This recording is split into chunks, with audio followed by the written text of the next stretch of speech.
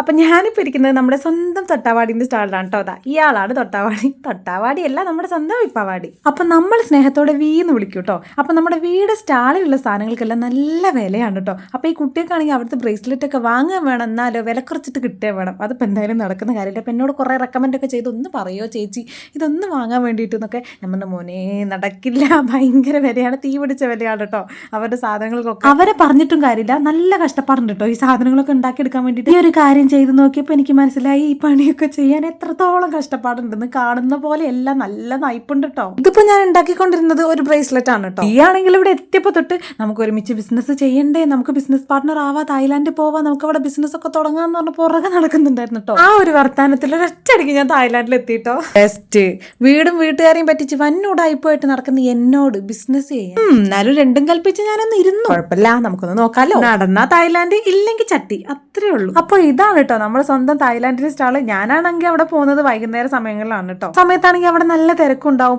അപ്പൊ സ്റ്റാളിലേക്ക് ഇങ്ങനെ നോക്കുന്ന ഒരു വീനെ ശ്രദ്ധിക്കുന്നില്ലേ, എന്നെയാണെങ്കിൽ നോക്കുന്നത് ഏതായി അലവലാതിന്ന് വെച്ചിട്ട്. ഇതിനെ കാണാനാണെങ്കിൽ ഒരു തായ്ലാൻഡുകാരുടെ ലുക്കും ഇല്ല, പിന്നെ എന്തിനത് സ്റ്റാളിൽ കയറിയിരിക്കുന്നതെന്നൊക്കെയുള്ള ഒരു മനോഭാവമായിരുന്നു കേട്ടോ ആൾക്കാരുടെ. അതെനിക്ക് മനസ്സിലാവുകയും ചെയ്തു. അപ്പൊ കൈയോടെ തന്നെ ഞാൻ അവരോട് പറഞ്ഞു, അതേ ഞാൻ മലയാളിയാണ്, ഈ പരിസരത്തൊക്കെ തന്നെയുള്ള ആളാണ് കേട്ടോ. പിന്നെ ഞാൻ കുറച്ച് ഷോ ഇറക്കൊക്കെ ചെയ്തു, കുറച്ചല്ല കുറച്ചധികം.